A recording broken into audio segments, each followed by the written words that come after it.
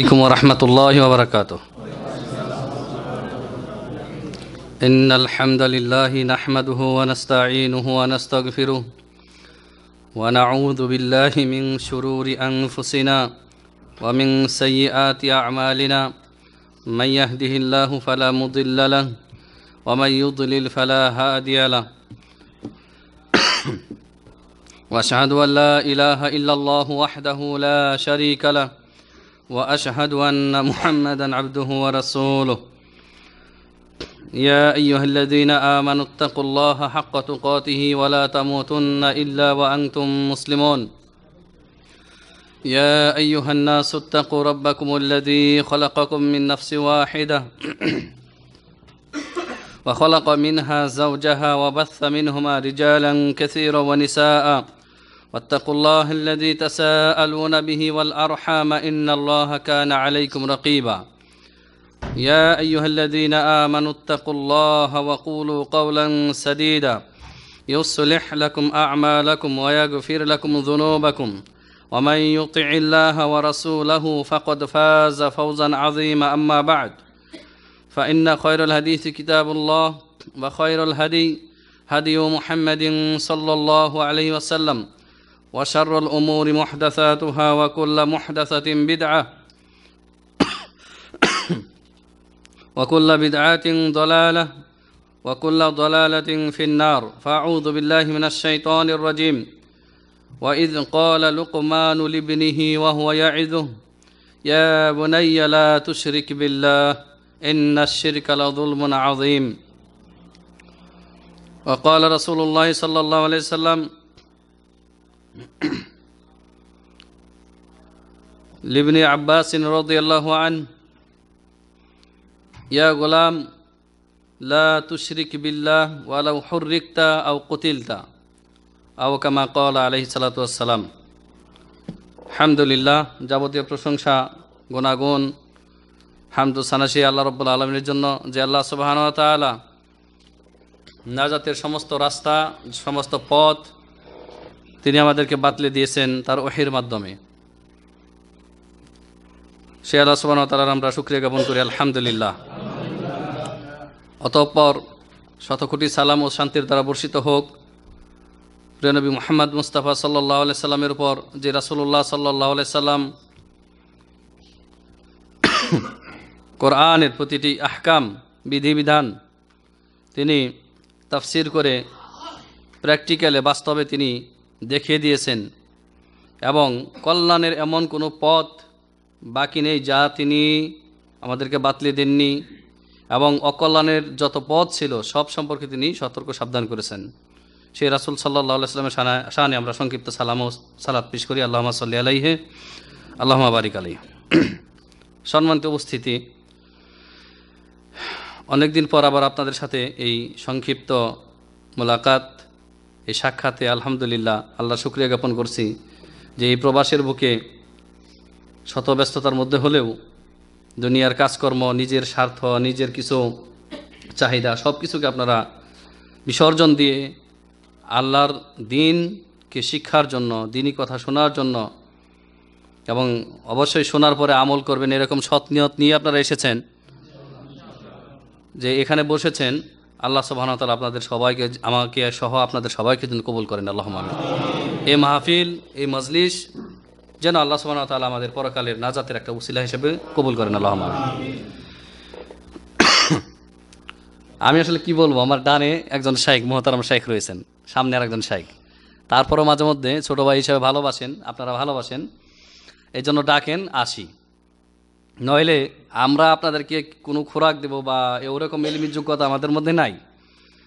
ওয়া তৌফিক ইল্লা বিল্লাহ। তবে বড়দের কাছ থেকে যা শুনি, কোরআনের কথা, রাসূলুল্লাহ সাল্লাল্লাহু আলাইহি ওয়াসাল্লামের হাদিসের কথা, ওগুলি আমরা আপনাদেরকে শোনানোর চেষ্টা করি। নিজের মন গড়া কথা বলি না সাধারণত, জানেন।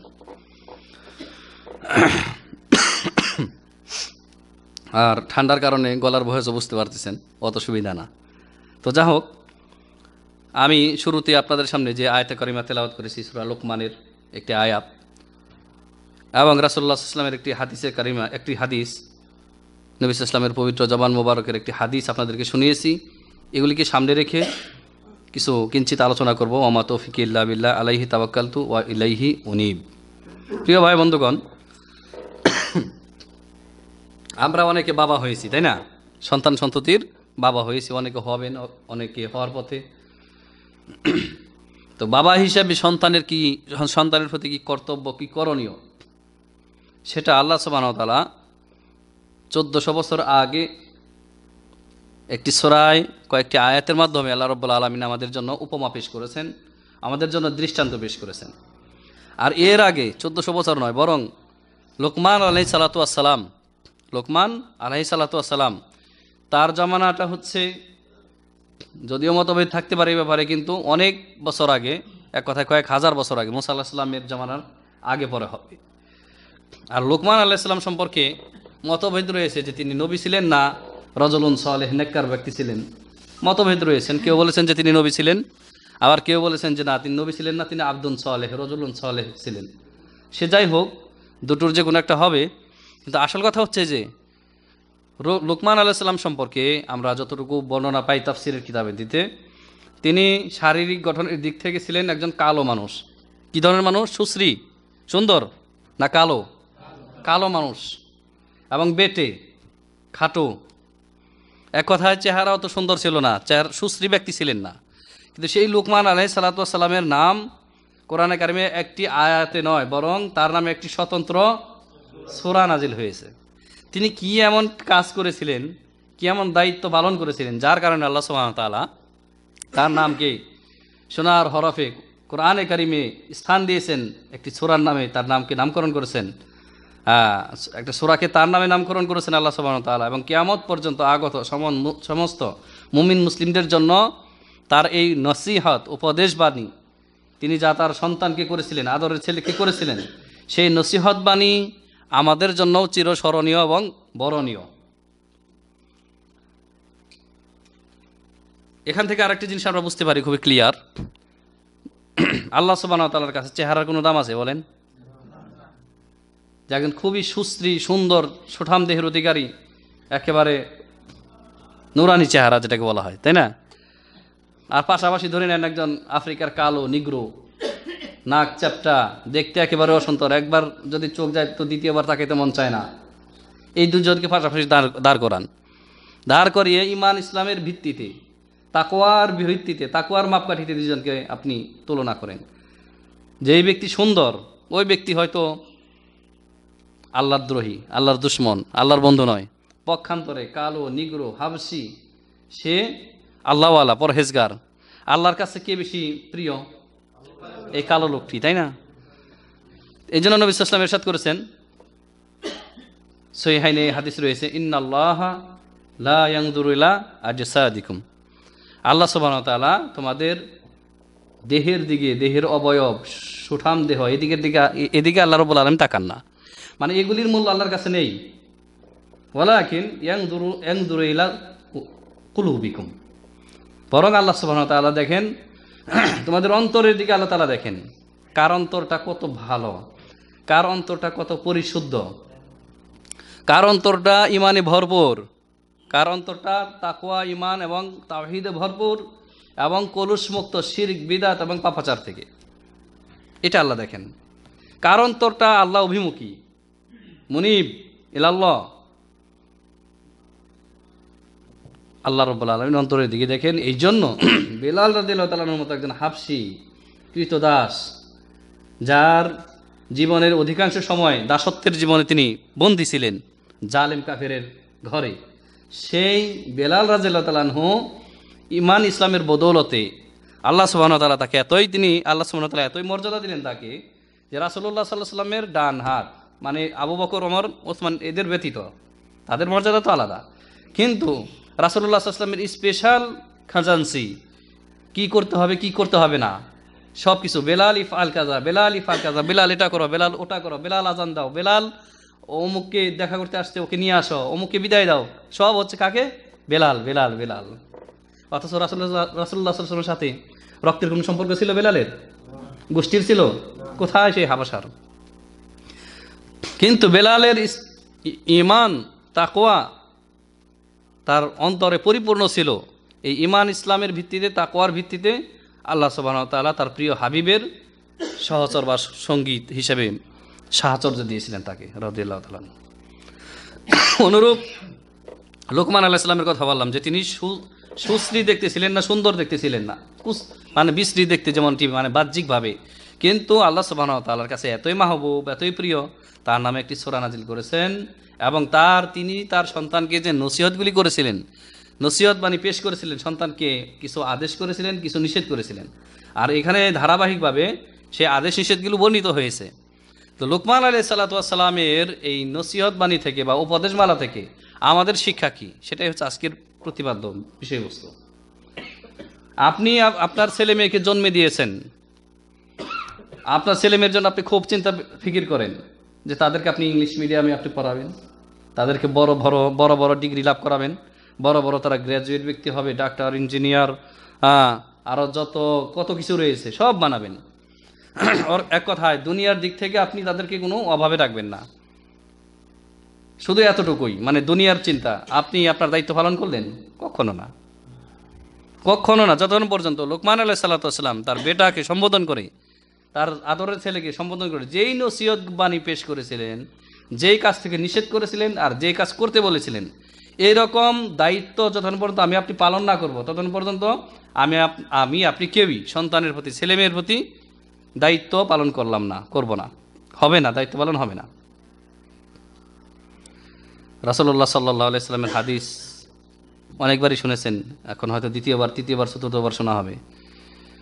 বাবা মার ভূমিকা কী রকম হওয়া উচিত, আর বাবা মার দায়িত্বে যদি তারা অবহেলা করে থাকে, দায়িত্বে যদি তারা ব্যর্থ হয়ে থাকে ছেলে মেয়ের প্রতি, তাহলে তার পরিণতিটা কেমন হবে। নবী সাল্লাল্লাহু আলাইহি ওয়াসাল্লাম ইরশাদ করেছেন সহিহ বুখারী হাদিসে যে কুল্লু মাউলুদিন ইউলাদু আলাল ফিতরাহ, সমস্ত নবজাতক সন্তান ভূমিষ্ঠ হয়, দুনিয়াতে আসে আলাল ফিতরা, ফিতরাতি ধর্মের উপর, মানে ইসলামের উপরে জন্মগ্রহণ করে। কিসের উপরে?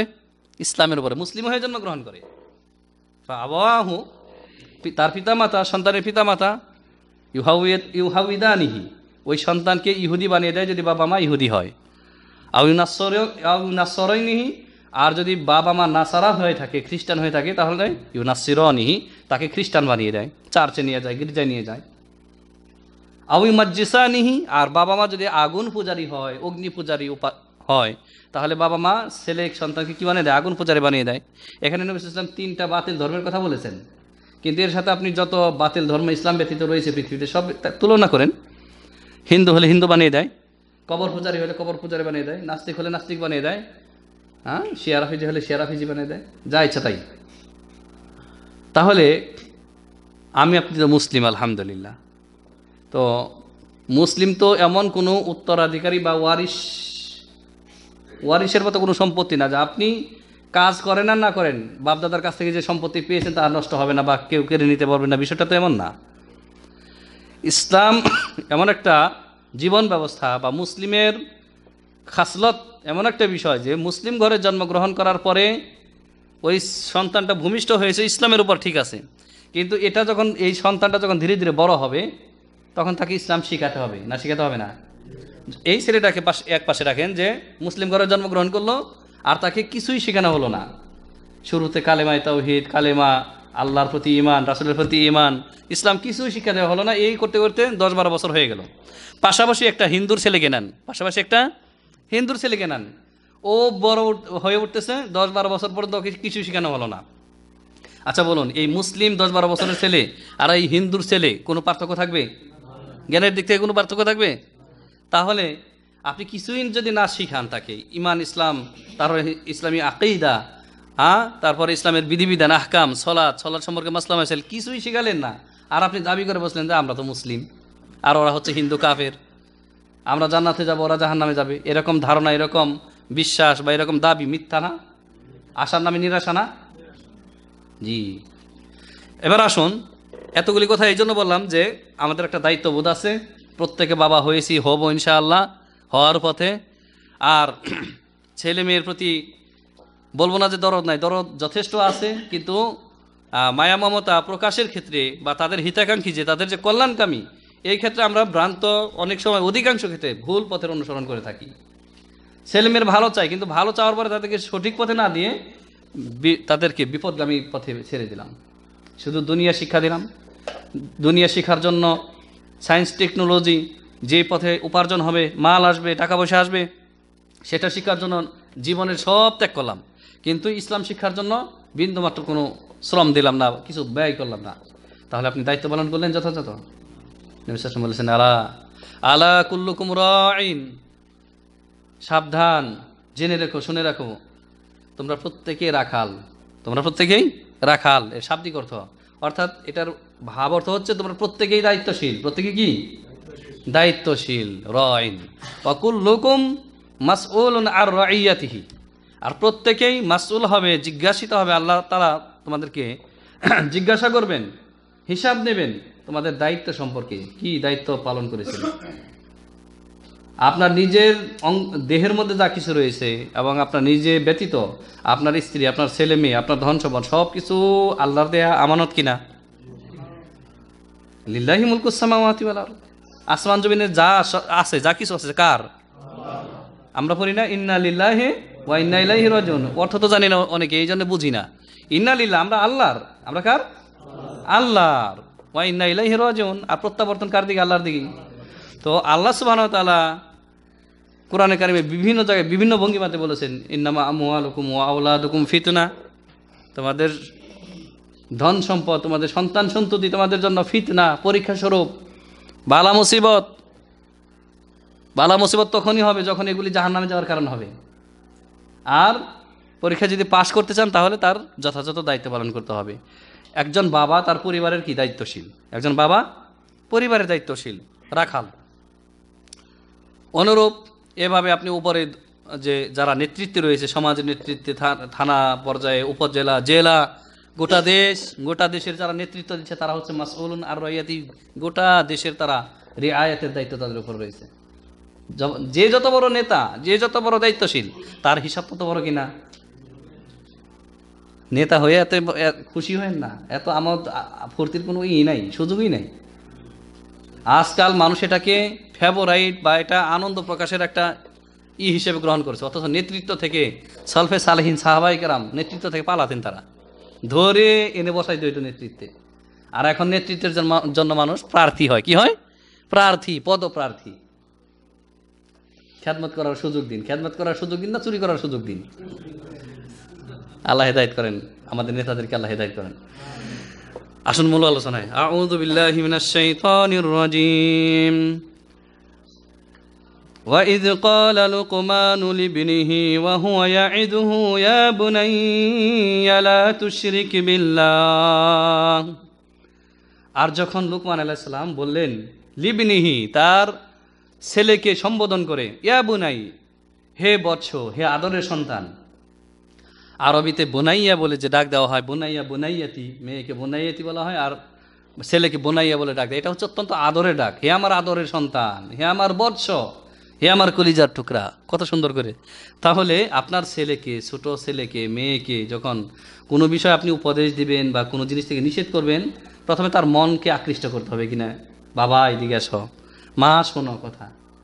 এখানে কিন্তু সেই ভঙ্গিমা, সেই ধরনটা শিক্ষা দেওয়া হয়েছে। আর যদি সবসময় লাঠির মাথার উপরেই রাখেন, ধমকের উপরেই রাখেন, তাহলে তো শুনবে তো দূর কথা, দেখবে যে কোন দরজা দিয়ে বাবা আসতেছে, ও এক্সিট দরজা দিয়ে ভাগবে, ঠিক কিনা? ইমার্জেন্সি গেট যেটা ওটাতে ভাগবে। ইয়া বুনাইয়া লা তুশরিক বিল্লাহ, হে আমার আদরের সন্তান, আল্লাহর সাথে শিরিক করো না। কার সাথে? আল্লাহর সাথে কোনো অবস্থাতে শিরিক করো না। আর হাদিস শুরুতেই বলেছি, নবী সাল্লাল্লাহু আলাইহি সাল্লাম ইবনে আব্বাস রাদিয়াল্লাহু আনহুকে সম্ভবত একবার সওয়ারিতে বসিয়ে বললেন, হে গোলাম, হে বৎস, লা তুশরিক বিল্লাহি ওয়ালাউ কুতিলতা আও হুররিকতা, তুমি কোনো অবস্থাতে আল্লাহর সাথে, মহান আল্লাহর সাথে শরিক করো না, যদিও তোমাকে টুকরা টুকরে করে হত্যা করে দেওয়া হয়, আও হুররিকতা, আগুনে জ্বালিয়ে ভস্ম করে দেওয়া হয়, তারপরেও শিরক করো না। এটা হচ্ছে ইমানের সর্বোচ্চ দরজা। তবে কেউ যদি যান বাঁচানোর জন্য মুখ থেকে বাহ্যিকভাবে কুফরি কথা উচ্চারণ করে আর অন্তরে ইমান অটল থাকে, এই জন্য আল্লাহ ধরবেন না। এই উম্মতে মুসলিমার জন্য শুধু এটা ছাড়। কোরআনে কারিমে আল্লাহ বলেছেন যে তবে যার ইমান ভিতরে পরিপূর্ণ আছে, তবে যান বাঁচানোর জন্য মুখ থেকে বাহ্যিকভাবে বলে নিল কুফরি কথা, আল্লাহ তাকে ধরবেন না। কিন্তু এটা হচ্ছে ইমানের সর্বোচ্চ দরজা। নবী সাল্লাল্লাহু আলাইহি ওয়াসাল্লাম যেটা বলেছেন যে সর্বোচ্চ দরজা ইমানের, যে আপনি কোনো অবস্থাতে শিরিক করবেন না, যদিও আপনাকে হত্যা করে দেওয়া হয়, যদিও পুড়িয়ে ছারখার করে দেওয়া হয়। ইন্নাশ শিরকা লাযুলমুন আযীম। কেন কেন শিরিক করবে না? শিরিক হচ্ছে সবচাইতে বড় জুলুম। এর চাইতে বড় জুলুম, বড় অত্যাচার আর পৃথিবীতে নেই। এখন শিরক কি, এই জিনিস তো আমাদের আলহামদুলিল্লাহ আপনারা যারা এখানে নিয়মিত দার্সে বসেন, শোনেন মাশায়েখদের আলোচনা, তারা আলহামদুলিল্লাহ শিখে নিয়েছেন। কিন্তু জাতির অধিকাংশ মানুষ শিরক সম্পর্কে অজ্ঞ, ওয়াকেফাল নয়। এই জন্য মুসলিমদের সমাজে শিরকের ঘনঘটা, শিরকের আকড়া, শিরকের আকড়া, যেই শিরকের আকড়া ভারত, বাংলাদেশ, পাকিস্তানে মুসলিম সমাজে রয়েছে, হিন্দুরা পর্যন্ত লজ্জা পাবে এই শিরক দেখে, ঠিক কিনা? আল্লাহ ছাড়া গায়রুল্লাহর উপাসনা, কবর পূজা, মাজার পূজা, হ্যাঁ, দরগা পূজা, খানকা পূজা, পীর পূজা, ব্যক্তি পূজা, জীবিত মৃত মুসলিমরা করে না? করে না? ও মনে করতেছে এগুলি হচ্ছে আল্লাহর নৈকট্য অর্জনের একটা উপায়, উসিলা। শিরকে মনে করতেছি ইবাদত। তাহলে মহান আল্লাহর সাথে কোনো অবস্থাতেই শিরিক করা যাবে না। আমরা ইতিপূর্বে এই আলোচনা হয়ে গেছে, তারপরে একটু টাচ দিয়ে যাই, হিন্টস দিয়ে যাই। অনেক নতুন ভাই আছেন। মহান আল্লাহর সাথে বান্দা যে শিরিক করে থাকে 4টি ক্ষেত্রে করে থাকে। কয়টি? এবং সেগুলি প্র্যাকটিক্যাল আমরা দেখতেছি সমাজে। 1 নম্বর শিরিক ফিজাত, ফিজাতিল্লাহ, আল্লাহর সত্তার সাথে শিরিক করা। কিভাবে সেটা? আল্লাহর জাত ও সত্তা কোথায় রয়েছে? আরশে আজিমের উপরে মুস্তাওয়ী, সমুন্নত। কিন্তু সুফি সাধক যারা রয়েছে, পীরতন্ত্রে যারা বিশ্বাসী, তাদের বয়ানে, তাদের কথাবার্তায়, তাদের শের শায়েরে, লিখনিতে তারা দাবি করতেছে যে যিনি সুফি সাধক, যিনি ওলি আল্লাহ, যিনি গৌস কুতুবের দরজায় পৌঁছে গেছেন, আল্লাহ তার মধ্যে অবতরণ করেন, আল্লাহ তার মধ্যে অবতরণ করেন। এই ঘটনা তাদের ওয়াজেও পাবেন আর বই পুস্তকেও পাবেন। এই জন্য হক্কানি বলেন আর ভণ্ড বলেন, যত প্রকারের পীর সাহেবরা রয়েছেন, প্রত্যেকেই এই দাবি করে যে হুসাইন মানসুর হাল্লাজ, পার্সিয়ান, পারস্য দেশের লোক, সে আল্লাহর সবচাইতে বড় ওলি ছিল। দাবি করে না? করে না? বাংলাদেশের দেওবন্দি হুজুরদের বড় মুখপত্র অলিপুরি সাহেব, তার অনেক ওয়াজ শুনবেন আপনারা। প্রত্যেকটা ওয়াজের মধ্যে হুসাইন মানসুর হাল্লাজকে বলতেছে সবচাইতে বড় ওলি ছিলেন তিনি। কি জন্য? তিনি আনাল হক বলতে পেরেছিলেন। কি বলেছিলেন? আনাল হক, আইনাল হক না, আনাল হক। আনা মানে আমি, আর হক মানে আল্লাহ সুবহানাহু ওয়া তাআলার 99টি নামের একটি নাম। আল্লাহর একটি নাম হচ্ছে হক। আনাল হক মানে আমি আল্লাহ বা আমি খোদা, তারা খোদা বলে। সে যাই হোক, খোদা বলে কাকে বোঝায়? আল্লাহকেই তো বোঝায়। আনাল হক দাবি করেছিল বলে সে আল্লাহর সবচেয়ে বড় ওলি। কি জন্য? সে নিজের দিকে চেয়ে বলে নাই, আল্লাহর দিকে চেয়ে বলেছিল। তার অন্তর আল্লাহর দিকে ঝুঁকেছিল, এই জন্য সে আল্লাহর সবচেয়ে বড় ওলি। তো মনসুর হাল্লাজের অন্তরে কি আছে না আছে সেটা আপনারা কিভাবে জানলেন? অলিপুরি সাহেব কিভাবে জানলেন? আর দেওবন্দি হুজুররা কিভাবে জানলেন? অন্তর্জামিত আল্লাহ রাব্বুল আলামিন। আর ফেরাউন আনাল হক বলেছিল, আনা রব্বুকুমুল আলা বলেছিল। এই জন্য ফেরাউন হচ্ছে আল্লাহর দুশমন, কুখ্যাত কাফের। অলিপুরি সাহেবের কাছে, আমাদের কাছে সে কুখ্যাত কাফের। কিন্তু আবার হুসাইন মনসুর হাল্লাজ একই কথা বলার কারণে সে আবার আল্লাহর ওলি হয় কিভাবে? এ হচ্ছে শিরক ফি যাতিল্লাহ, আল্লাহর জাতের সাথে, আল্লাহর সত্তার সাথে শিরিক করা। এই এতেকাদ বিশ্বাস সুফিবাদের মধ্যে রয়েছে। হুলুল ইত্তেহাদ, হুলুল ইত্তেহাদ, হাল্লা হুল্লু মানে অবতরণ করা, অবতরণ করা, নেমে আসা।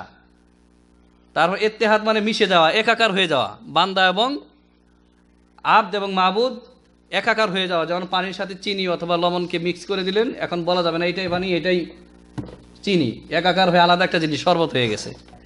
তো তাদের দৃষ্টিতে, তাদের আকিদায়, ধ্যান ধারণায়, সুফিবাদের ধ্যান ধারণায় আল্লাহ রাব্বুল আলামিন বিশেষ বিশেষ বান্দার মধ্যে অবতরণ করেন। তখন সে আনাল হক নিজেকে দাবি করে। তখন দৃষ্টি যেদিকে যায় সেদিকে শুধু আল্লাহ নূর দেখে। নাউযুবিল্লাহ, সুম্মা নাউযুবিল্লাহ। আর এটা যদি ইসলামী আকিদা বিশ্বাস হতো, তাহলে সর্বপ্রথম নবী সাল্লাল্লাহু আলাইহি ওয়াসাল্লাম এর হকদার ছিলেন কিনা? নবী সাল্লাল্লাহু আলাইহি ওয়াসাল্লাম এই দাবি করতে পারতেন যে আনাল হক। কিন্তু নবী সাল্লাল্লাহু আলাইহি ওয়াসাল্লাম তো কখনো এই দাবি করেননি, বরং এর থেকে বহু বহু দূরে তারা ছিলেন, উল্টা দিকে ছিলেন। কোনো সাহাবী, আবু বকর, ওমর, ওসমান এবং ইমাম আবু হানিফা রাহমাতুল্লাহ, যত আইমায়ে মুজতাহিদিন রয়েছে, সালফে সালেহিন যারা রয়েছেন, তারা জীবনে কেউ দাবি করেছে আনাল হক? এই জিন্দিক মুরতাদ হুসাইন মানসুর হাল্লাজ সে আনাল হক দাবি করার কারণে সমকালীন শাসক, নেককার পরহেজগার শাসক তিনি এই জিন্দিককে কতল করেছিলেন কুফুরির কারণে এবং কুফুরি ফতোয়া দেওয়ার কারণে। সবাই কুফুরি ফতোয়া দিয়েছিল ওলামায়ে কেরামগণ, যে ঐক্যমত তারা পোষণ করেছিলেন যে কাফের হয়ে গেছে। এই কথা বলার কারণে তাকে কাফের হিসেবে তাকে জবাই করা হয়েছিল। আর আমাদের যারা আহলে সুন্নাত ওয়াল জামাতের একটা দল, বেরলবিদের কথা বাদ দেন, যারা কবর পূজারে, মাজার পূজারে, মাঝ ভান্ডারি, এদেরকে আপনারা চিনেন তাই না? এদের ভণ্ডামি আপনারা সবাই চিনেন। দেওয়ানবাগির ভণ্ডামি কে না চিনেন, কে না বোঝে? একমাত্র নাদান ছাড়া, একেবারে ইনসানের দরজায় পড়ে না এরকম লোক ছাড়া আর কেউ ধোকার মধ্যে পড়বেন না দেওয়ানবাগি বা আটরশি, মাঝ ভান্ডারি এদের ভণ্ডামি থেকে। কিন্তু যারা নিজেদেরকে হক্কানি দাবি করে, তাদের আকীদা বিশ্বাস হচ্ছে যে আল্লাহ রাব্বুল আলামিন অবতরণ করেন, আল্লাহর জাতের সাথে কেউ মিশে যেতে পারে। চরমনাই পীরের কিতাবের মধ্যে এই কিছু রয়েছে। ওই পাগল একটা মুরাকাবার মাধ্যমে কোথায় পৌঁছাইলো? আরশের উপর পৌঁছে গিয়ে আল্লাহর সাথে একাকার হয়ে গেল। নাউযুবিল্লাহ।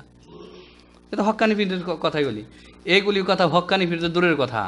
কোনো মুসলিম যদি এই ইতিকাদ রাখে যে আল্লাহর জাত, আল্লাহর সত্তা কোনো মাখলুকের সাথে মিশে যেতে পারে, মিশে একাকার হয়ে যেতে পারে, তাহলে সারা জীবন যদি সেজদায় পড়ে থাকে এই বান্দা, কোনো লাভ হবে না, কোনো লাভ হবে না। মুশরিক, কাফের, বেঈমান, ইমানই নাই ওর, সে যে কেউ হোক না কেন। তো আল্লাহর সাথে মানুষ যে শিরিক করে থাকে তার এক নম্বরই হচ্ছে এইটা, যে আল্লাহর জাতের সাথে শিরিক করা, যেইটা মক্কার মুশরিকরা কখনো করে নাই। এবং এখন বর্তমানে পৌত্তলিক মুশরিক যারা রয়েছে উপমহাদেশে, মূর্তি পূজারী, এদের মধ্যে এই শিরিক আছে।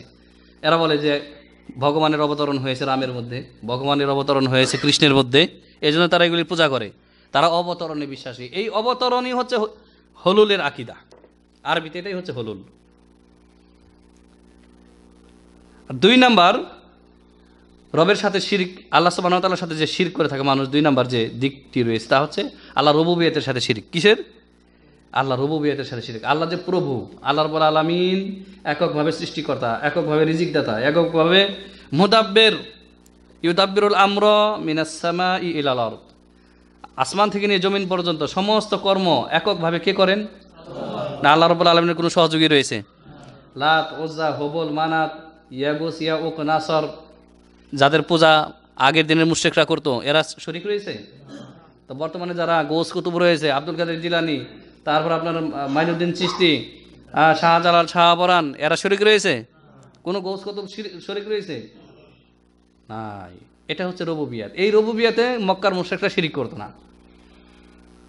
আল্লাহ তাআলা তাদের নেচার, তাদের চরিত্র এভাবে বলে দিয়েছেন, ওয়ালা ইন সাআলতাহুম, নবী আপনি যদি এদেরকে জিজ্ঞাসা করেন, মান খালাকাস সামাওয়াতি ওয়াল আরদ, আসমান জমিনকে কে সৃষ্টি করেছেন, তারা উত্তর দেবে সায়াকুলুন আল্লাহ, তারা দ্রুতই জবাব দেবে আল্লাহ রাব্বুল আলামিন সৃষ্টি করেন।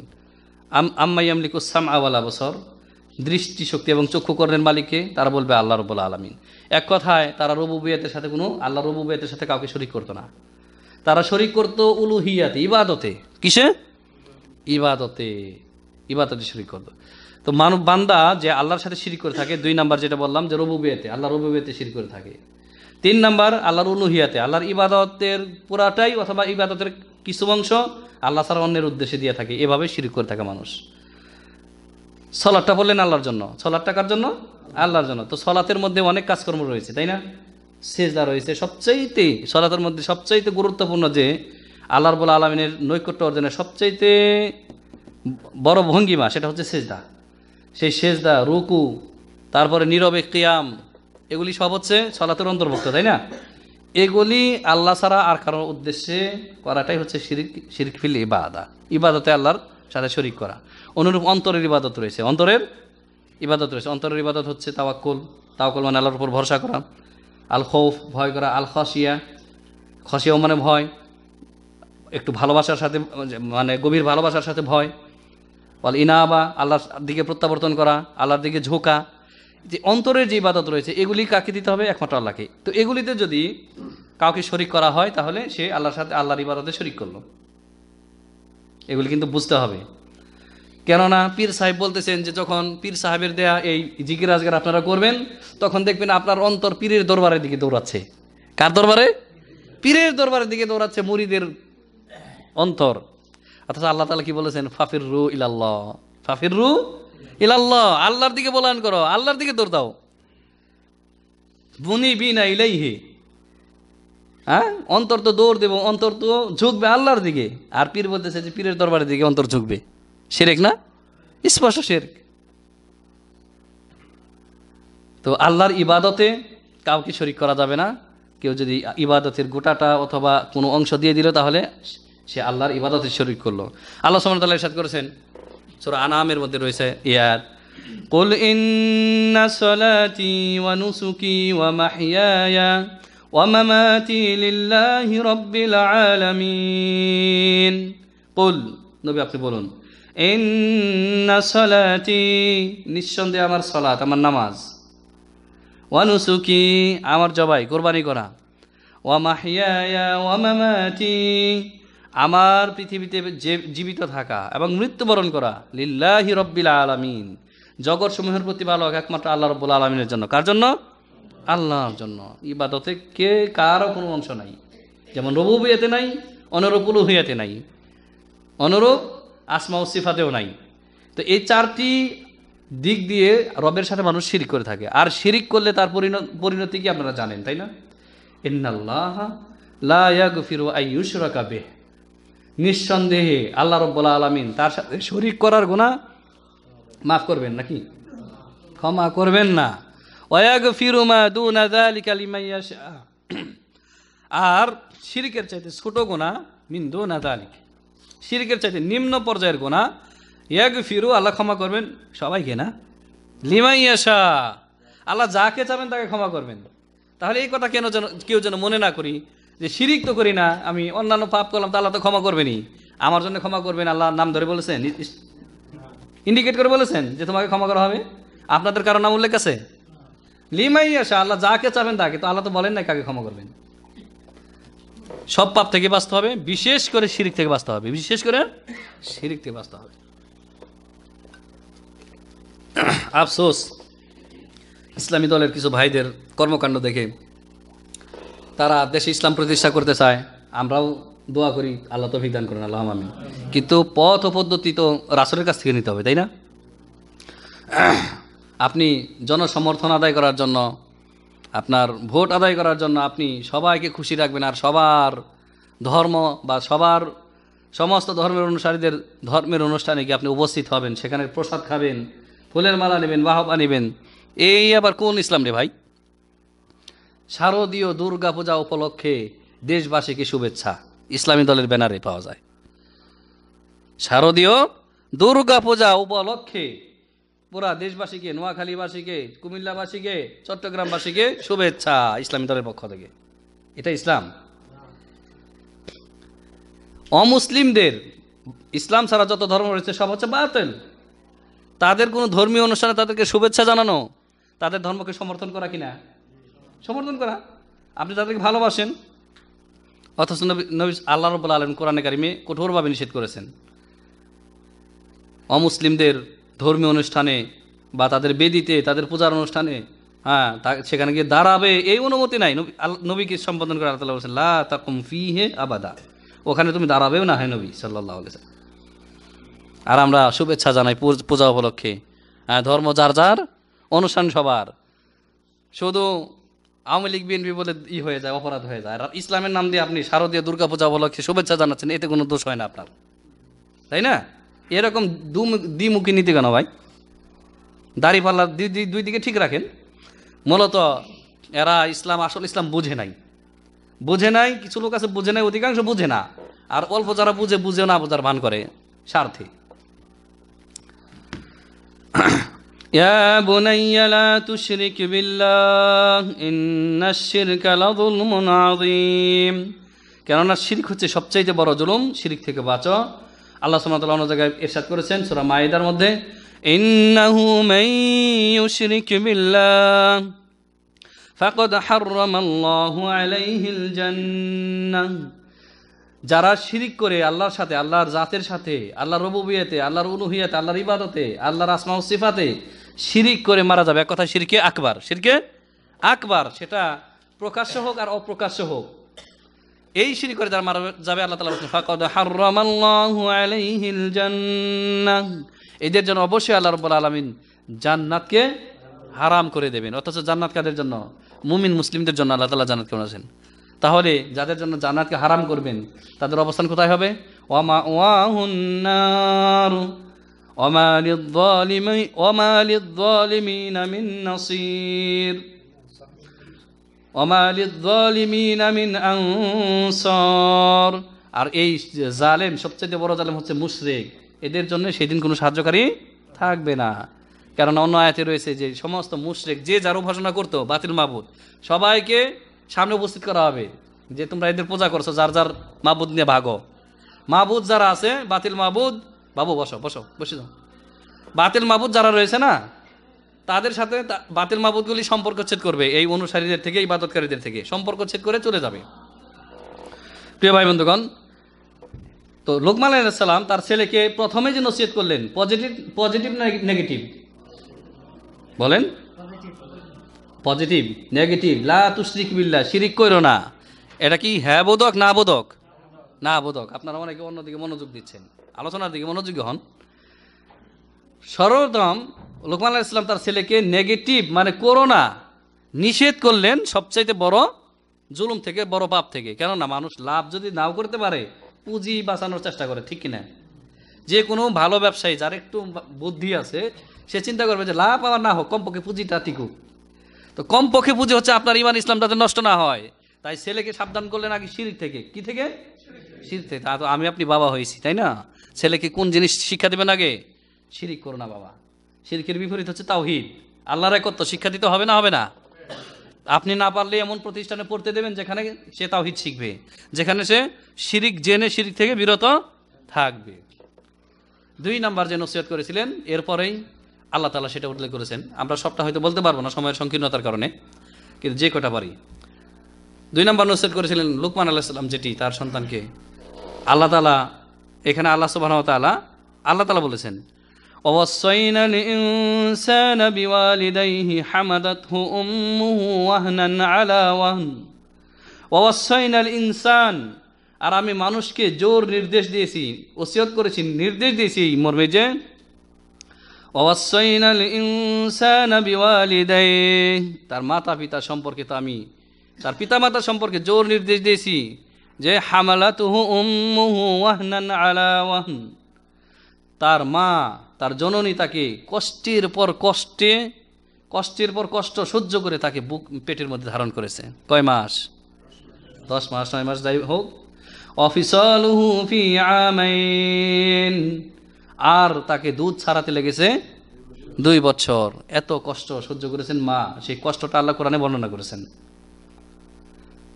তাই আল্লাহ সুবহানাহু ওয়া তাআলা আল্লাহর ইবাদতের পরে যার হক বর্ণনা করেছেন সেটা হচ্ছে কার? মা বাবার। সূরা নিসার 36 নম্বর আয়াতে আল্লাহ রাব্বুল আলামিন বলেছেন, ওখানে লম্বা আয়াত, প্রায় 10টি হক বা অধিকার ওখানে বর্ণনা করেছেন।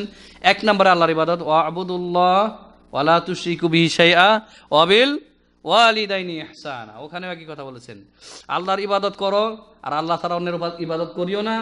তারপরে 2 নম্বরে বলেছেন ওয়াবিল ওয়ালিদাইনি ইহসানা, তোমার মা বাবার সাথে সদাচরণ করো, যেই সদাচরণ তুমি তোমার সন্তানের কাছ থেকে কামনা করো অনুরূপ তোমার মা বাবার সাথে করো। আল্লাহ তাআলা বলেছেন ওয়াসাইনাল ইনসানা বিওয়ালিদাইহি হামালাতুহু উম্মুহু ওয়াহনান আলা ওয়াহন ওয়া ফিসালুহু ফি আমাইনি আনিশকুরলি ওয়া লিওয়ালিদাইকা ইলাইয়াল মাসির। যেহেতু মা বাবার অবদান সবচাইতে বেশি তোমার দুনিয়াতে আসার ক্ষেত্রে, সুতরাং আমি জোর নির্দেশ দিয়েছি প্রত্যেক ছেলে মেয়েকে যে পিতামাতার সাথে সদাচরণ করো, আমার শুকরিয়া আদায় করো। আনিশকুরলি, আল্লাহ বলছেন আমার শুকরিয়া আদায় করো। আর শুকরিয়া আদায় হয় আল্লাহ যেভাবে চেয়েছেন সেভাবে, তার ইবাদত বন্দেগী করলে, তার নবীর আনুগত্য করলে আল্লাহর শুকরিয়া আদায় হয়। শুধু আপনি খেয়ে দে আলহামদুলিল্লাহ পেট ভরে গেছে আর বললেন কি আলহামদুলিল্লাহ, ওদিকে ফজরের নামাজ নেই, 5 ওয়াক্ত নামাজ নেই, দিন শিক্ষার ধার ধারেন না, নবীর অনুসরণ নাই, নবীর সুন্নতের সাথে সম্পর্ক নেই, শুধু খেয়ে দিয়ে বলেন আলহামদুলিল্লাহ। আর যদি আপনাকে জিজ্ঞাসা ভাই কেমন আছেন, আলহামদুলিল্লাহ ভাই আলহামদুলিল্লাহ, আল্লাহ বহুত ভালো রেখেছেন, শুকরিয়া আদায় হয়ে গেল, ব্যাস। আনিশকুরলি, আল্লাহ যেভাবে শুকরিয়া আদায় চেয়েছেন সেভাবে শুকরিয়া আদায় করতে হবে। এক কথায় একমাত্র আল্লাহর ইবাদত করতে হবে, গায়রুল্লাহর উপাসনা ছেড়ে দিতে হবে, একমাত্র রাসূলের তরিকা ইবাদত করতে হবে, রাসূল ছাড়া অন্যের কাছ থেকে ইবাদতের তরিকা নেওয়া যাবে না। এটা হচ্ছে আল্লাহর শুকরিয়া। ওয়াল ওয়ালিদাইকা, আর তোমার মা বাবার শুকরিয়া আদায় করো। ওয়াইলাইয়াল মাসির, মনে রেখো আমার দিকে আসতে হবে। আল্লাহ বলেছেন আমার দিকে কিন্তু প্রত্যাবর্তন করতে হবে। কোথায় যাবা তুমি? প্রত্যাবর্তন কোথায়? আল্লাহর দিকে না? ইচ্ছাই হোক অনিচ্ছাই হোক, খুশিতে হোক আর দুঃখে হোক, যেতে হবে আল্লাহর কাছে। ভুলে যেও না কথা। মা বাবা সম্পর্কে এত হকের কথা নবী সাল্লাল্লাহু আলাইহি সাল্লাম বর্ণনা করেছেন যে যেগুলি স্বতন্ত্র 2-3টা আলোচনা লাগবে। আমাদের মুহতারাম মুস্তার শেখ মুতিউর মাদানী হাফিজাহুল্লাহ মা বাবা সম্পর্কে তার 3টি আলোচনা রয়েছে। কয়টি? 3টি। মা বাবার হক সন্তানের প্রতি এবং সন্তানের প্রতি মা বাবার করণীয় এবং মাতা পিতার অবাধ্যতা, এই 3টি আলোচনা রয়েছে 3 ঘন্টার কাছাকাছি। মা বাবার আনুগত্য বা তাদের কথা কতক্ষণ মানবেন? যতক্ষণ পর্যন্ত আল্লাহ এবং তার রাসূলের নির্দেশের ভিতরে থাকবে, তাই না? যদি মা বাবা কোনো নির্দেশ প্রদান করে সেই নির্দেশ আল্লাহর বিরুদ্ধে এবং রাসূলের বিরুদ্ধে মানা যাবে? আর এগুলি কিন্তু সমাজে বহু রয়েছে, প্রতিবেশীর সাথে আপনার মা বাবার সম্পর্ক ভালো না। আপনি যেমন জ্ঞান অর্জন করেছেন, এলেম অর্জন করেছেন, আপনার মা বাবা অতটুকু শিক্ষিত না, জ্ঞান অর্জন করে নাই, স্বাভাবিক। তো প্রতিবেশীর সাথে তাদের বৈরী সম্পর্ক, একটু দুশ্মনী সম্পর্ক।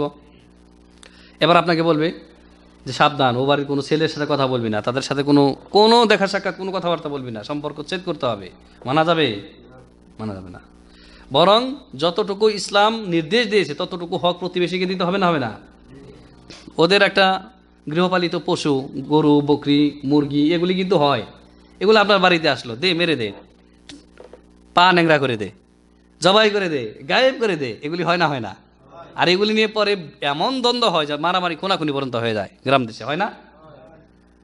আল্লাহ তাআলা তাই বলছেন, ওয়া ইন জাহাদাকা আলা আন তুশরিকা বিমা লাইসা লাকা বিহি ইলম।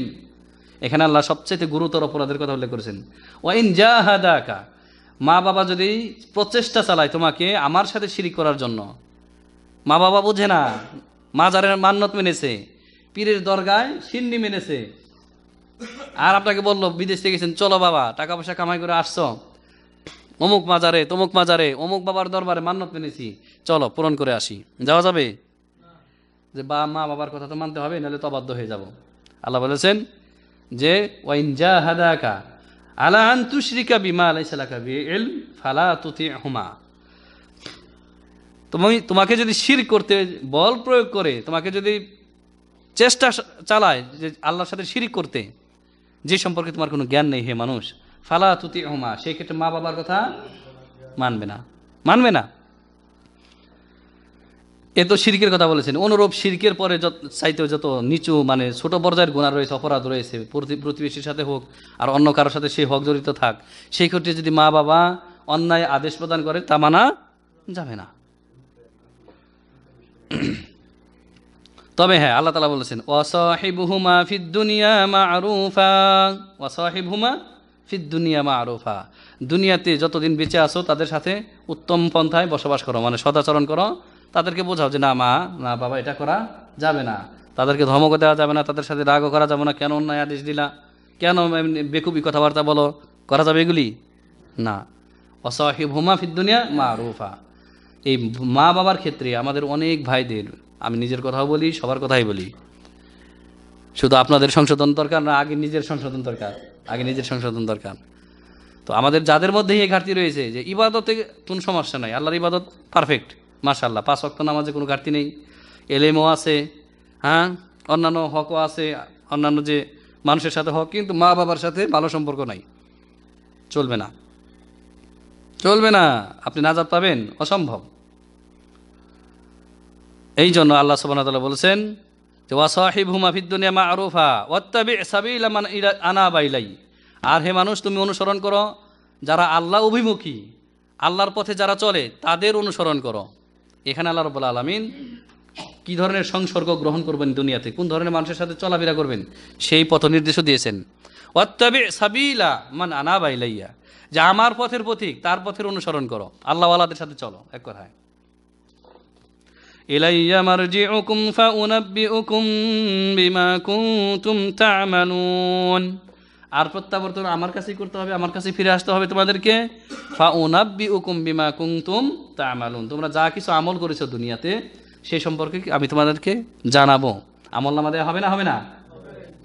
আমল নামা দেওয়া হবে। আর এমন আমল নামা, আল্লাহু আকবার, যেটা সূরা কাহাফে মানুষের সেই সময় কি অবস্থা হবে আল্লাহ তাআলা সেটা বয়ান করে দিয়েছেন। যখন আমল নামা হাতে পাবে, সে বলবে যে হায় দুর্ভোগ, মালি হাদাল কিতাব, এটা কেমন কিতাব, লা ইউগাদিরু সগীরাতান ওয়ালা কাবীরাতান ইল্লা আহসাহা, এ কোন সর্বনাশা কিতাব গো, যে যা কিছু করেছি ছোট ছোট জিনিসকেও ছাড়া হয় নাই আর বড় জিনিসকেও ছাড়া হয় নাই, ইল্লা আহসাহা, প্রত্যেকটা জিনিসকে সংরক্ষণ করে লিপিবদ্ধ করা হয়েছে। এমন এমন কথা আমরা বলে ফেলি অনিচ্ছাকৃত, সেগুলিও লেখা হচ্ছে। মা ইয়ালফিযু মিন কাওলিন ইল্লা লাদাইহি রাকীবুন আতীদ, আল্লাহ তাআলা অন্য জায়গায় বলেছেন সূরা কফের মধ্যে, যে যা কিছু তোমার দিয়ে জবান দিয়ে বের হয় না কেন, প্রত্যেকটা কথাই আতীদ, যে যারা লেখক রয়েছে কিরামান কাতিবিন লিখে ফেলছে। সুতরাং প্রিয় ভাই বন্ধুগণ, এই ক্ষেত্রে আমাদেরকে সজাগ থাকতে হবে যে কথা বলার সময় লাগামহীনভাবে কথা বলে দিলেন, যে কথার কারণে আপনি বান্দার হক নষ্ট করলেন, মানুষকে কষ্ট দিলেন, তাহলে এর জন্য কিন্তু আল্লাহর কাছে কঠিন জবাবদিহি করতে হবে। আল্লাহ রাব্বুল আলামিন আমলনামা যখন দিবেন তখন বুঝতে পারবেন। তারপরে আদরের সন্তানকে লোকমান আলাইহিস সালাম বলতেছেন, ইয়া বুনাইয়া ইন্নাহা ইন তাকু মিসকালা হাববাতিন মিন খারদাল ফাতাকুন ফি সাখরাতিন আও ফিস সামাওয়াতি আও ফিল আরদি ইয়াতি বিহাল্লাহ ইন্নাল্লাহা লাতীফুন খাবীর। কত সুন্দর কথা বলতেছেন ছেলেকে, হে আদরের সন্তান, হে আমার কলিজার টুকরা, ইন্নাহা ইন তাকু মিসকালা হাববাতিন মিন খারদাল, যদি সৎ আমল অথবা বদ আমল, ভালো মন্দ যাই করো না কেন, তার পরিমাণে এত ছোট যে সরিষার দানার পরিমাণ। কিসের পরিমাণ? সরিষার দানার পরিমাণ। তখন তো অনুপরমাণু সেই জমানায় আবিষ্কার হয়নি, এই জন্য মানুষ যেটা বুঝে এই উপমা আল্লাহ তাআলা দিয়েছেন। সরিষা কিন্তু দানার মধ্যে সবচাইতে ছোট দানা, তাই না? এর চাইতে ছোট দানা আর হয় কিনা আমার জানা নাই। খারদাল ফাতাকুন ফি সাখরা, সেটা যদি কোনো বিশাল আকার কোনো পাথরের ভিতরে থাকে, বিশাল পর্বতের যে পাথর রয়েছে জমাট বাঁধা, সেই পাথরের ভিতরে একটা সরিষা আছে, হ্যাঁ, বা এর চেয়ে ছোট জিনিস আছে, এর খবর কে রাখে? মানুষ খবর রাখতে পারবে? আও ফিস সামাওয়াত, এই সরিষা দানা পরিমাণ ভালো আমল অথবা মন্দ আমল যদি আসমানের কোনো জায়গায় পড়ে থাকে, আও ফিল আরদ, অথবা জমিনের কোনো ভূগর্ভে যদি পতিত হয়ে থাকে, ইয়াতি বিহাল্লাহ, আল্লাহ রাব্বুল আলামিন এটিকে উপস্থিত করবেন। কি করবেন? উপস্থিত করবেন। তাহলে সরিষার দানা পরিমাণ যদি আপনি ভালো আমল করেন, আপনি এটা নিরাশ হওয়ার কোনো কারণ নাই, আল্লাহ তাআলা এর প্রতিদান আপনাকে দেবেন। আর সরিষা পরিমাণ এত ছোট গুনাহ বা পাপ, এটা সমস্যা নেই, চলবে। ইয়াতি বিহাল্লাহ, আল্লাহ উপস্থিত করবেন। ইন্নাল্লাহা লাতীফুন খাবীর, নিশ্চয়ই আল্লাহ রাব্বুল আলামিন সূক্ষ্ম খবর রাখেন, একেবারে সূক্ষ্মাতি সূক্ষ্ম খবর। লাতীফ আল খাবীর, তিনি লাতীফুন খাবীর, তিনি অতি সূক্ষ্মদর্শী, সূক্ষ্ম খবর রাখনেওয়ালা। আল্লাহর কাছে কোনো কিছুই গোপন নাই। ভালো আমল করি আর মন্দ আমল করি, মনে করবেন যে আমি এই ছোট্ট একটা ভালো আমল করলাম, এটার কি এমন আমার মিজানের দাঁড়িপাল্লায় কি বা করবে, উপকার দেবে? না, আল্লাহ উপস্থিত করবেন। অনুরূপভাবে কোনো পাপকে ছোট বলে আপনি ওই নাকের উপরে মাছি বসলে যেমন হেড করেন, আর ওই ছোট গুনার সাথে আপনি যদি এরকম আচরণ করেন আর করতেই থাকেন, কিয়ামতের দিন ছোট গুনাহ করতে করতে সেগুলি পাহাড় পরিমাণ হয়ে দাঁড়াবে। এই জন্য ছেলেকে বলতেছেন যে, হে বৎস, ভালো কাজ অথবা মন্দ কাজ, সেটা সরিষার দানা পরিমাণ হোক, যেখানেই থাকুক, আল্লাহ রাব্বুল আলামিন কিন্তু সেটা কি করবেন? উপস্থিত করবেন, সাবধান। তো এই লোকমান আলাইহিস সালাম তার ছেলেকে এই বলে নসিহত করলেন। 3 নাম্বার যে নসিহত করলেন তিনি তার ছেলেকে, ইয়া বুনাইয়া আকিমিস সালাতা ওয়া'মুর বিল মা'রুফ, হে আমার বৎস, আদরের সন্তান, আকিমিস সালাত, তুমি সালাতকে কায়েম করো। সালাতকে কায়েম করো মানে সালাত পড়ো। দেখুন, সেই কত হাজার বছর আগে, মুসা আলাইহিস সালামের আগের জমানা বা পরের জমানা যাই বলেন, নবী সাল্লাল্লাহু আলাইহি ওয়াসাল্লাম থেকে তাও কয়েক হাজার বছর আগে, সেই জামানায় লোকমান আলাইহিস সালাম তার ছেলেকে সালাতের নির্দেশ দিচ্ছেন, ঠিক কিনা? তাহলে সালাত এমন একটা ইবাদত যে সেই প্রাচীনকাল থেকেই, আদম আলাইহিস সালাম থেকেই এই সালাতের প্রচলন। আর সালাতের মতো এত গুরুত্বপূর্ণ ইবাদত আল্লাহ রাব্বুল আলামিন কোনো উম্মতকে সালাত ছাড়া রাখেননি। হয়তো সালাতের ওয়াক্ত কম বেশি ছিল, ধরন পদ্ধতি হয়তো পরিবর্তিত ছিল, কিন্তু সালাত ছিল, নামাজ ছিল। আর এই উম্মতের মধ্যে সবচাইতে সুন্দর উত্তম কোয়ালিটির সলাৎ এবং 5 ওয়াক্ত সলাৎ এই উম্মতের জন্য আল্লাহ রাব্বুল আলামিন দিয়েছেন। এই সলাতের মাধ্যমেই আল্লাহ রাব্বুল আলামিনের সবচাইতে নিকটবর্তী হতে পারে বান্দা। সলাৎ ছাড়া চিন্তা করেন না যে আপনি সমস্ত নেক আমল সম্পাদন করলেন, আপনি সমাজে খুব ভালো মানুষ, আপনার কোনো মানে ব্যাড রেকর্ড নাই, শুধু নামাজটাই পড়েন না। বলে না, গার্জেনরা বলে অনেক সময়, যদি বলা হয় যে ভাই আপনার ছেলেকে মসজিদে দেখা যায় না, আপনি তো মাশাআল্লাহ নামাজি, তো ছেলেকে নিয়ে আসেন, অভ্যাস করেন। ভাই ছেলে ধরবে, বড় হলে ধরবে, কিন্তু আমার ছেলে কিন্তু সমাজে কোনো ব্যাড রেকর্ড পাবেন না, খুব ভালো ছেলে, খুব ভালো ছেলে, আমাদের পরিবারের একেবারে অনুগত, সমাজের সবাই তাকে ভালোবাসে, শিক্ষকরা ভালোবাসে, একেবারে চরিত্রবান, সব কিছু ঠিক আছে, শুধু নামাজটা পড়ে না। ভালো মানুষ? ভালো মানুষ না, ভালো মানুষ না। মুজরিম, মুজরিম মানে কি? ক্রাইম, ক্রাইম, অপরাধী, ক্রাইমার। যারা সলাৎ পড়ে না তাদেরকে আল্লাহ মুজরিম বলেননি? সূরা মুদ্দাসিরে আল্লাহ তাআলা বলেছেন যে মুজরিমদেরকে জিজ্ঞাসা করা হবে, অপরাধীদেরকে, কেন জাহান্নামে আসছে? তারা কি বলবে? লাম নাকু মিনাল মুসল্লিন, আমরা মুসল্লি ছিলাম না, নামাজি ছিলাম না। ওয়ালাম নাকু নুতইমুল মিসকিন, ফরজ যাকাতও দিতাম না। তো তাদেরকে আল্লাহ বলেছেন মুজরিম, অপরাধী। আর দুনিয়াতে অপরাধীদেরকে কোথায় রাখে সরকার? খোয়ারে রাখে, তাই না? তো আল্লাহর খোয়ার হচ্ছে কিয়ামতের দিন জাহান্নাম। তা আপনি সলাৎ পড়েন, আপনার ছেলে সলাৎ পড়ে না, সব দিক থেকে ভালো, শুধু সলাৎই পড়েন, আপনি ভালো, আপনার ছেলে ভালো? কখনোই না, মুজরিম, অপরাধী আল্লাহর কাছে। ইয়া বুনাইয়া আকিমিস সালাতা ওয়া'মুর বিল মা'রুফি ওয়ানহা আনিল মুনকার ওয়াসবির আলা মা আসাবাকা ইন্না যালিকা মিন আজমিল উমুর। আর হ্যাঁ, সালাত পড়ার সাথে সাথে ওয়া'মুর বিল মা'রুফ, ভালো কাজের নির্দেশ দাও। হে ছেলে, হে বেটা, সমাজের মানুষকে, মুমিন মুসলিমদেরকে ভালো কাজের নির্দেশ প্রদান করো। ওয়া'মুর বিল মা'রুফ ওয়ানহা আনিল মুনকার, আর যত মন্দ কাজ রয়েছে, কোরআন হাদিস বিরোধী গর্হিত কাজ যত রয়েছে, পাপ কাজ রয়েছে, তার থেকে মানুষকে নিষেধ করো। শুধু সলাৎ পড়লে তাহলে হবে না। শুধু মুসল্লি সেজে আপনি সলাৎ পড়েন, কিন্তু ভালো কাজের আদেশও করেন না, মন্দ কাজ থেকে মানুষকে নিষেধও করেন না, তাহলে চলবে? এটাও থাকতে হবে। আপনার পরিবারেই অনেক মুসল্লি রয়েছে, নিজে নামাজি মাশাআল্লাহ, সাবালিকা ছেলে মেয়ে, একটা নামাজ পড়ে না, উনি তসবিহ টিপতে টিপতে মাশাআল্লাহ মসজিদে যাচ্ছেন, কিন্তু ছেলে মেয়ে নামাজ পড়ে না, এদেরকে বলেও না। বউ বেটি পর্দা করেন, এদেরকে বলেও না। ঘরের মধ্যে বেনামাজি নিয়ে সে খাচ্ছে দাচ্ছে, আরামসে জীবনযাপন করতেছে, কোনো টেনশন নাই, চলবে না। নিজে শুধু বাঁচলে, মানে নামাজ পড়লে বা সলাৎ পড়লে বাঁচতে পারবে না। এই জন্য তার ছেলেকে বলতেছেন ওয়া'মুরু বিল মা'রুফি ওয়ানহা আনিল মুনকার। আর সবচেয়ে মা'রুফ, সৎ কাজের আদেশ হচ্ছে তাওহীদের দিকে মানুষকে ডাকা, নামাজের দিকে মানুষকে ডাকা, এর চাইতে ভালো কাজ আর হতে পারে না। ওয়ানহা আনিল মুনকার, অনুরূপ সবচাইতে বড় মুনকার হচ্ছে আল্লাহর সাথে শিরিক করা, আল্লাহর সাথে শিরিক করা। এক শ্রেণীর দাওয়াত তাবলীগের দল রয়েছে রে ভাই, মাজারের সামনে, আমি নিজে চোখে দেখছি, মানুষের কাছে শোনা না এই ঘটনা, নিজে আমি সিলেটে হবিগঞ্জে গিয়েছিলাম বেড়াতে কোনো এক সোর্সে, ওইখানে নোয়াপাড়া একটা রেল স্টেশন আছে, নোয়াপাড়া রেল স্টেশনের লগেই হচ্ছে একটা মসজিদ, ছোট মোটো মসজিদের সামনেই মাশাআল্লাহ, নাউযুবিল্লাহ, মাশাআল্লাহ বলা যায় না, নাউযুবিল্লাহ, তিনটা মাজার। কয়টি?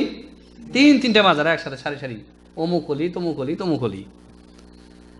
আর তার পূজা হচ্ছে সকাল সন্ধ্যায়, আর দাওয়াত তাবলীগের ভাইয়েরা সকাল সন্ধ্যায় তাদের সেই মুকাদ্দাস কিতাব পড়তেছে, মানুষে ডাকতেছে। এই যে শিরিক, কবর পূজা, মাজার পূজা, এগুলি যে শিরিক, এগুলি করলে যে মানুষ মুশরিক হয়ে যায়, ঈমান হারা হয়ে যায়, এগুলি সম্পর্কে টু শব্দটা তারা করে না। যদি বলতে বলা হয়, বলবো ভাই ফিতনা হবে, ফিতনা হবে। কি হবে?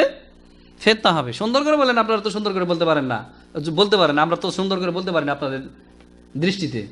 আপনারা খুব সুন্দর করে বলেন, তো সুন্দর করেই বলেন, বাবা হাতে পায়ে ধরেই বলেন যে বাবা এই শিরক করো না। কিন্তু না, মুনকার তাদের মধ্যে, মুনকার মানে মুনকার থেকে মানুষকে বাধা দিতে হবে, নসিহত করতে হবে, বিরত রাখতে হবে, এই কাজ তাদের মধ্যে পাবেন না। শুধু করো করো করো, আর করো যে করো, সেগুলি রাসূল করেছেন বলে যে করো তা না। বুজুর্গানে দিন এই পদ্ধতি বাতাইছেন, এই জন্য আমরা করি। আল্লাহর ওলি স্বপ্নে দেখেছেন, এই জন্য আমরা এটা আমল করি। এগুলো হচ্ছে তাদের দলিল। আল্লাহ রাব্বুল আলামিন তাদেরকে হেদায়েত করেন। সম্প্রতি একটা ভিডিও আসছে দেওবন্দ থেকে। কোথা থেকে? দেওবন্দ, উপমহাদেশের সবচেয়ে বড় মাদ্রাসা দেওবন্দীদের, দেওবন্দ, যেটার প্রতিষ্ঠাতা কাসেম নানুতুবি রহমতুল্লাহ আলাইহি। তো সেখান থেকে ফতোয়া এসেছে, এবং সেটা ভিডিও আকারে, যেটার মধ্যে তারা ফতোয়া দিয়েছে। বর্তমান যারা ওলামায়ে দেওবন্দের যারা প্রধান ওলামায়ে কেরাম, ফতোয়া বোর্ডের, তারা ফতোয়া দিয়েছেন যে বর্তমান তাবলিগ জামাতের এরা গোমরা, পথভ্রষ্ট। আলহামদুলিল্লাহ, এরাই ফতোয়া দিয়েছে। এই ভিডিওটা ফেসবুকেও দেখেছি এবং ইউটিউবেও আছে, পাইছেন? তো নিজেদের ঘর থেকে এই ফটো আসছে। এবার ক্ষান্ত হও। এই বিদাতি কর্মকাণ্ড থেকে মানুষকে যে গোমরা করতেছ, এই কর্মখাত থেকে এখন বিরত হও। নিজেদের ঘর থেকে ফটো আসছে, এবার কি বলবো আমাদেরকে? প্রিয় ভাই বন্ধুগণ, সালাত পড়তে হবে। ছেলেকে নির্দেশ দিলেন যে তুমি সালাত পড়ো আর সৎ কাজের আদেশ দাও, তাওহীদের দিকে মানুষকে ডাকো, সালাতের দিকে ডাকো, যত ভালো কাজ আছে সেই দিকে মানুষকে ডাকো। ওয়ানহা আনিল মুনকার, এবং যত প্রকারের পাপ কাজ রয়েছে সবচেয়ে বড় কাজ হচ্ছে শিরক বিদাত, তারপরে অন্যান্য গুনাহ।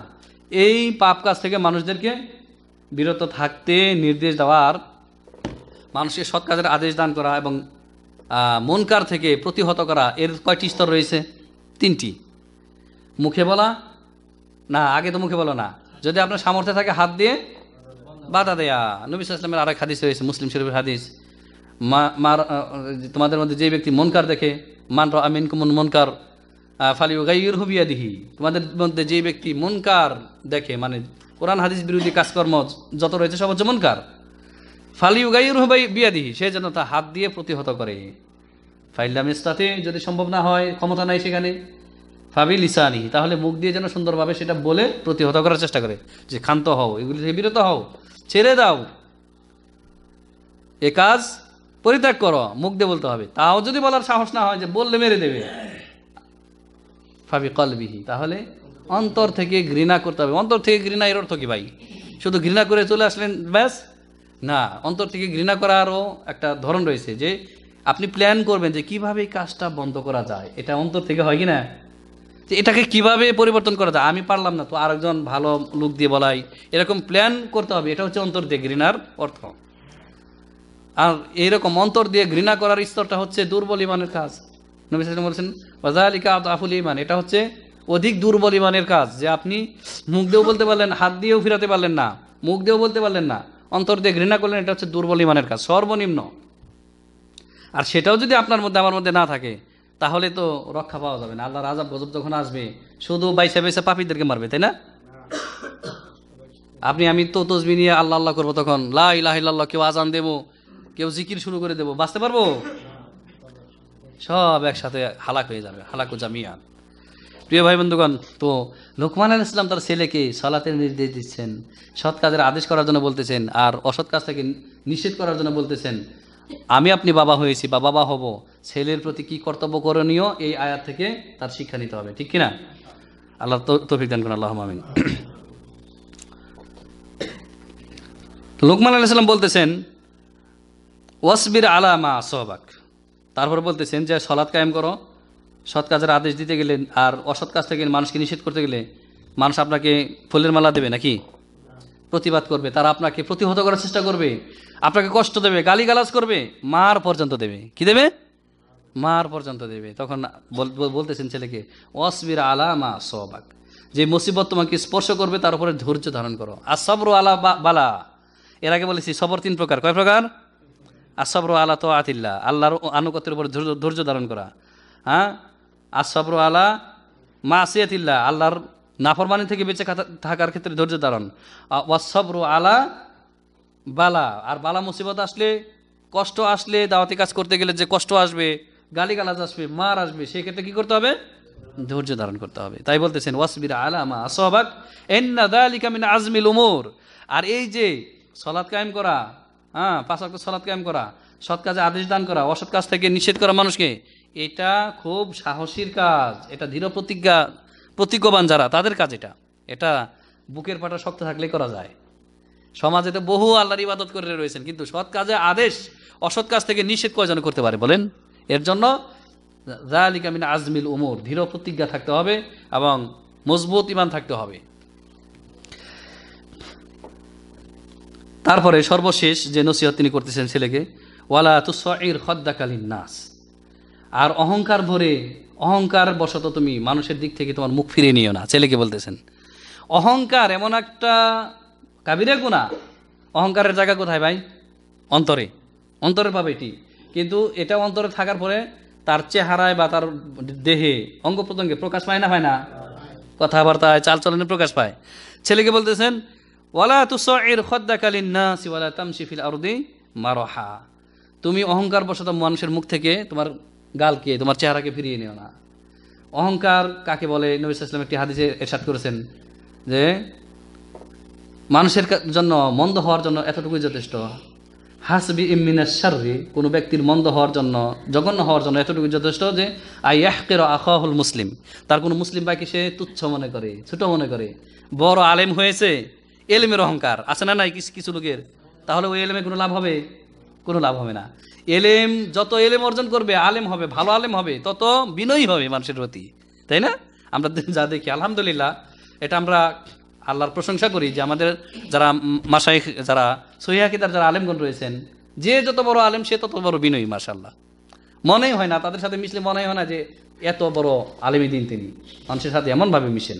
পক্ষান্তরে হুজুর কেবলাদের দিকে আপনি তাকান, পীর সাহেবদের দিকে, আরে বাবা, পীর সাহেব হচ্ছে শাহেনশাহ। পীর সাহেব কি? শাহেনশাহ। পীরের দরবারে যেতে হলে কত যে আদব লিখে রাখছে।